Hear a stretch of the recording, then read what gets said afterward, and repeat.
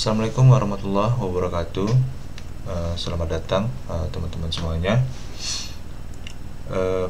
Pada video kali ini saya bakalan coba mempresentasikan tugas besar 2 bahasa Indonesia saya, yang mana tugas besar ini berjudul Fungsi dan Peran Bahasa Indonesia dalam Membangun Bangsa, yang mana dosen pengampu saya yaitu Bapak Drs. Sri Satata MM. Oke, kita langsung masuk saja. Pertama itu adalah latar belakang dari pengangkatan fungsi dan peran bahasa Indonesia di dalam pengembangan bangsa, dalam pembangun bangsa. Maaf. Mungkin kita masuk dulu dalam pengertian bahasa. Ada beberapa kutipan pada saat saya coba mencari pengertian dari bahasa ini.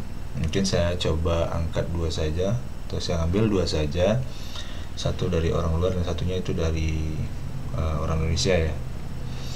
Pertama itu dari Plato, itu katanya bahasa Indonesia adalah pernyataan pikiran seseorang dengan perantaraan onomata atau nama benda dan aremata atau ucapan yang merupakan cermin dari ide seseorang dalam arus udara lewat mulut.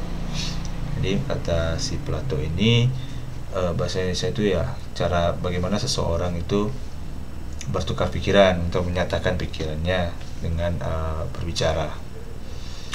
Terus kalau menurut dari Wahyu Wibowo, dalam buku Otonomi Bahasa 7 Strategi Tulis Pragmatik bagi Praktisi Bisnis dan Mahasiswa tahun 2021, katanya bahasa merupakan sistem simbol bunyi yang bermakna dan berartikulasi yang bersifat arbitrer dan konvensional.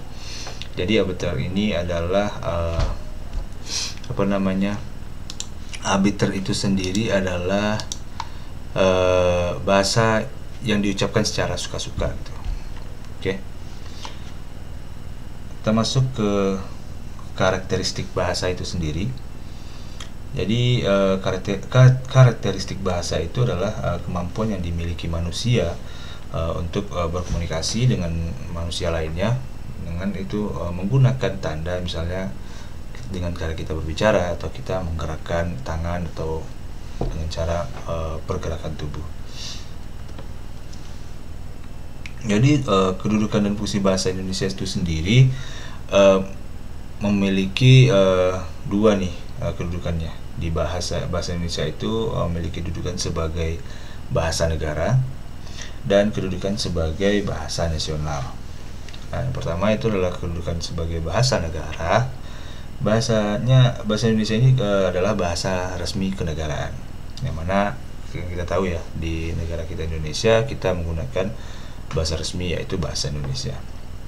Terus adalah bahasa resmi pengantar di lembaga-lembaga pendidikan ya, yang sebagaimana kita tahu juga di sekolah-sekolah kita harus menggunakan bahasa Indonesia untuk berkomunikasi antara guru dan siswa-siswanya. Terus juga adalah bahasa resmi penghubung tingkat nasional untuk kepentingan perencanaan dan pelaksanaan pembangunan pemerintahan. Jadi di segi pemerintahan pun juga bahasa Indonesia sangat digunakan untuk percepatan atau perencanaan pelaksanaan pembangunan di negara kita. Terus keempat adalah bahasa resmi pembangun kebudayaan serta pemanfaatan ilmu pengetahuan serta teknologi modern. Oke, jadi bahasa Indonesia adalah bahasa yang kita gunakan juga kita improvisasi bagaimana kita membangun kebudayaan serta memanfaatkan ilmu pengetahuan serta teknologi modern dengan bahasa Indonesia. Berikutnya adalah kedudukannya bahasa Indonesia itu sebagai bahasa nasional. Saat itu lambang kebanggaan nasional. Jadi kita harus bangga dengan bahasa Indonesia itu sendiri, karena bahasa Indonesia itu adalah lambang kebanggaan nasional kita, yang mana tercantum di Undang-Undang Dasar juga ya. Terus sebagai lambang identitas nasional, jadi bahasa Indonesia itu sendiri adalah identitas nasional kita di Indonesia. Terus ketiga adalah alat pemersatu bangsa dalam bermasyarakat yang berbeda-beda suku dan budaya. Nah, ya benar. Jadi kedudukannya juga sebagai pemersatu bangsa dalam kita berkomunikasi dengan tetangga, bermasyarakat sosial di lingkungan. Terus yang keempat adalah alat penghubung antar budaya dan daerah. Benar. Jadi kita menggunakan bahasa Indonesia sebagai penghubung antar budaya, yang mana kita tahu budaya-budaya di Indonesia itu berbagai macam ragamnya itu teman-teman. Oke, selanjutnya kita masuk dulu ke sejarah bahasa Indonesia itu sendiri. Jadi bahasa Indonesia ini lahir pada tanggal 28 Oktober 1928. Bahkan sebelum Indonesia merdeka tahun 1945, ternyata bahasa Indonesia ini sudah lahir teman-teman. Jadi pada saat itu katanya para pemuda dari berbagai pelosok Nusantara berkumpul dalam kerapatan pemuda dan berikrar. Jadi pada saat tanggal 28 Oktober ini para pemuda di berbagai macam penjuru Indonesia berkumpul dan mulai mengikrarkan: satu, bertumpah darah Indonesia, bertumpah darah satu, tanah Indonesia; dua, berbangsa satu, bangsa Indonesia; dan tiga, menjunjung bahasa persatuan bahasa Indonesia. Jadi mereka berikrar pada tanggal 28 Oktober 1928. Terus selanjutnya pada saat Indonesia merdeka, bahasa Indonesia dinyatakan kedudukannya sebagai bahasa negara pada tanggal 18 Agustus 1945 ya. Karena pada saat itu Undang-Undang Dasar Indonesia disahkan sebagai Undang-Undang Dasar Negara Republik Indonesia. Dalam UUD 1945 disebutkan bahwa bahasa negara ialah bahasa Indonesia pada bab ke-15 pasal 36. Oke, kita masuk ke pembahasan materi fungsi dan peran bahasa Indonesia dalam membangun bangsa. Oke, ini tadi kutipan dari Sumpah Pemuda ya yang kita baca. Bertanah air satu, tanah air Indonesia, berbangsa satu, bangsa Indonesia, dan menjunjung bahasa persatuan bahasa Indonesia.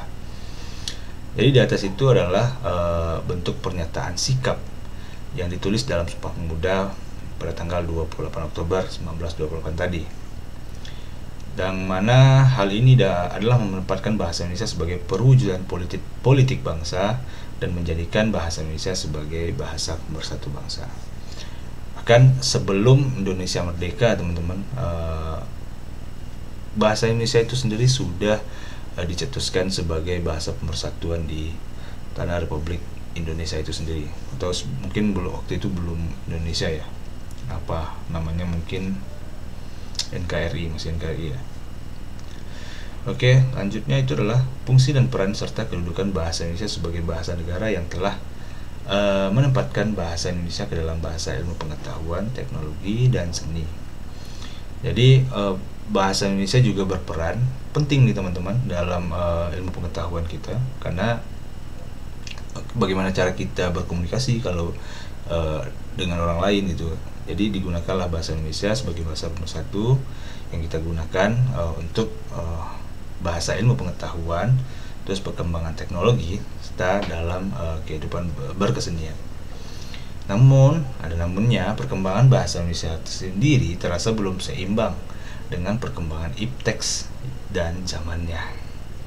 Pengalihan konsep-konsep ipteks dari bahasa asing, terutama bahasa Inggris, belum seluruhnya dapat dicarikan pendanaannya dalam bahasa Indonesia. Sebagai akibatnya, kosakata dan istilah asing itu mengalir deras ke dalam khasanah kosakata bahasa Indonesia. Demikian, peran strategis bahasa Indonesia sebagai bahasa peradaban modern masih memerlukan pengembangan yang lebih serasi dan serius sesuai dengan perkembangan iptek.